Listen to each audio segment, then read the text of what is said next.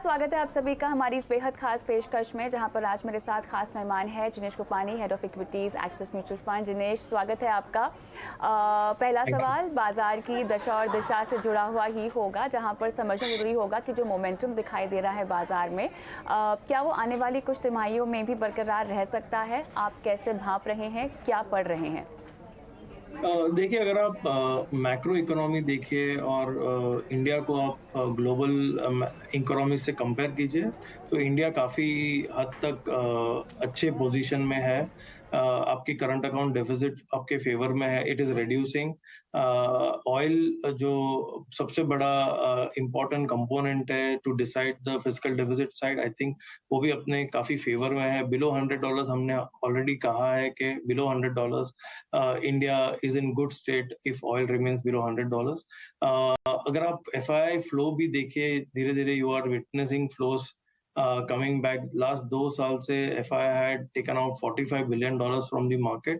अब वो धीरे धीरे वापस आ रहा है एंड क्लियरली अगर आप ग्राउंड में भी देखिए, मोमेंटम काफी काफी अच्छा है। आई वुड नॉट से very good, but momentum is good on the economic side, and as inflation और इंटरेस्ट रेट्स स्टेबलाइज होते हैं, कम होते हैं, I think that would be very good for growth stories.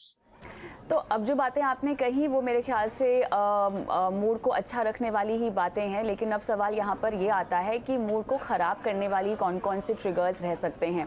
क्या मॉनसून या ख़राब मॉनसून उसमें से एक आपको लगता है?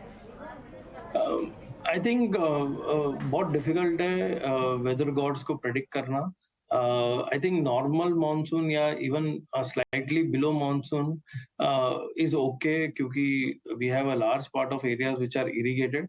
I think सबसे बड़ी disturbance ये होगी अगर monsoon partial regions पे ही अच्छे आए और कुछ और regions पे अच्छे नहीं आए। I think even distribution, even if it is lesser monsoon, even distribution is more important. So I think वो एक risk है जो नियर टर्म हिकअप दे सकता है। But having said that, I think overall momentum is very good. People are raring to go, capex programs are strong. I think अगर monsoon ठीक ठाक आ गया तो I think momentum will continue. Jinesh, आपने FII फ्लो का जिक्र किया जो कि फिलहाल बढ़ता हुआ दिखाई दे रहा है, लेकिन अब सवाल ये है कि ये और कितना बढ़ता हुआ हमें आने वाली तिमाहियों में दिखाई देगा, क्योंकि बिकवाली के बाद अचानक से भारत में उनकी दिलचस्पी बढ़ना और स्पेसिफिक जगहों में हम देख रहे हैं कि उनका पैसा आता हुआ दिखाई दे रहा है। आने वाली तिमाहियों और साल के आखिरी 6 महीने में क्या ये मोमेंटम बरकरार रहेगा FIIs की तरफ से? अगर आप देखिए, जैसे मैंने बताया, लास्ट 2 साल में FIIs have taken out $45 billion, जो हमने कभी लास्ट 20 इयर्स में नहीं देखा था। तो intensity of outflow was very very high. अगर आप देखिए, पैसा चाइना जा रहा था, अब चाइना की रिकवरी अनइवन है जो बताया जा रहा है। सो एंड अगर MSCI बास्केट देखिए तो इंडिया काफी बड़ी वेटेज अभी कैरी करता है, जो पहले काफी कम थी, अभी काफी बढ़ गई है। एंड जो हमने रिपोर्ट्स पढ़े हैं वो हिसाब से FIIs are underweight on India. Valuation wise last 2 साल से अगर आप रियल क्वालिटी एंड ग्रोथ देखिए, जैसे जैसे टाइम करेक्शन हुआ है, अर्निंग्स ग्रोथ अच्छी रही है, टाइम करेक्शन है वैल्यूएशन में, और जैसे इंटरेस्ट रेट्स और इन्फ्लेशन स्टेबलाइज होता है, जैसे मैंने बताया, आई थिंक ग्रोथ स्टोरीज में वापस डिमांड दिखने लगी है। एंड ऑन ग्राउंड जो भी कंपनीज सेक्टर में अच्छा ग्रोथ मोमेंटम दिखाएगी, आई थिंक FII फ्लोज भी वहाँ काफी जा सकते हैं।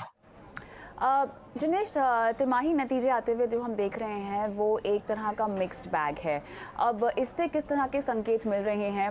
किस तरह के नतीजों को देखकर थोड़े से आप चिंतित हुए हैं? क्योंकि अगर वो कंपनियां, वो सेक्टर्स आपके पोर्टफोलियो में हैं, आपके फंड्स के पोर्टफोलियो में हैं, तो शायद तब्दीली की ज़रूरत पड़े। और वो ऐसे कौन से सेक्टर्स हैं जिनके नतीजे देखकर आप और बुलिश हुए हैं और शायद उनको और ऐड करेंगे अपने तमाम पोर्टफोलियोज़ में? जनरली हमने देखा है, जब ओवरऑल इकोनॉमिक साइकिल ग्लोबल और इंडिया की थोड़ी स्लो होती है, I think winners and losers दिखाई पड़ते हैं, मेन वर्सेस बॉयज डिफरेंशिएशन आता है। वो हम देख रहे हैं ईच एंड एवरी सेक्टर में। आपको 2 कंपनी मिलेगी जो जिसने बहुत अच्छे रिजल्ट्स दिए हैं, और 2-3 कंपनीज ने नॉट सो गुड रिजल्ट्स दिए हैं। सो क्लियरली वो डिफरेंशिएशन दिखने में आ रहा है in terms of execution capability, in terms of management ability to execute even during the different periods of the cycle, business cycle. So वो दिखने में आ रहा है। तो स्टॉक स्पेसिफिक एक्टिविटी काफी अच्छी रहेगी, ये हमें लगता है। अगर आप एक मैं आइटरेशन देता हूँ, अगर आप 2016 से 2019 देख लीजिए, GDP growth had come down from 7.5% to 4.5, but तब भी हमने देखा है एटलीस्ट हमारे स्टॉक्स ने बहुत अच्छा किया था, रिटर्न्स काफी अच्छे आए थे, and thanks to the execution on ground. So market share gain है, जो स्टोरी है इंडिया में, आई थिंक वो बरकरार है, और वो हिसाब से हमें काफी कॉन्फिडेंस आता है कि कंपनीज जहां हम इन्वेस्टेड है, अगर उनकी एग्जीक्यूशन अच्छी है तो हमें कोई प्रॉब्लम नहीं है। आप कह रहे हैं कि स्टॉक स्पेसिफिक एक्शन दिखाई देगा आने वाली तिमाहियों में बाजार में, तो ऐसे में किन सेक्टर्स की ओर आप संकेत कर रहे हैं? अगर आप रियली बाइफरकेट कीजिए इकोनॉमी को, तो clearly financials as a sector काफी अच्छा लग रहा है। हालांकि निम प्रेशर आएगा 2-3 क्वार्टर के बाद, but generally speaking momentum on ground credit growth की काफी अच्छी है, एंड जहां हम इन्वेस्टेड है और जो हमें रिजल्ट के बाद कॉन्फ्रेंस कॉल्स या मीटिंग्स में पता चल रहा है, आई थिंक मोमेंटम काफी ठीक ठाक है। तो फाइनेंशियल्स इंक्लूडिंग एनबीएफसीज काफी अच्छा लग रहा है। Consumer staples, FMCG bounce back कर रहे हैं। जैसे जैसे इन्फ्लेशन कम होते जाएगा, इंटरेस्ट रेट स्टेबलाइज हो जाएगी, कंजम्पशन एक्टिविटी बढ़ती जाएगी। केपेक्स ठीक ठाक चल रहा है, बड़ी प्राइवेट केपेक्स अभी नहीं आ रही है, लेकिन गवर्नमेंट स्पेंडिंग काफी स्ट्रांग है। एंड अगर आप देखिए रेलवेज की ऑर्डरिंग जो हुई है, clearly some of the capital good stories are also looking pretty good.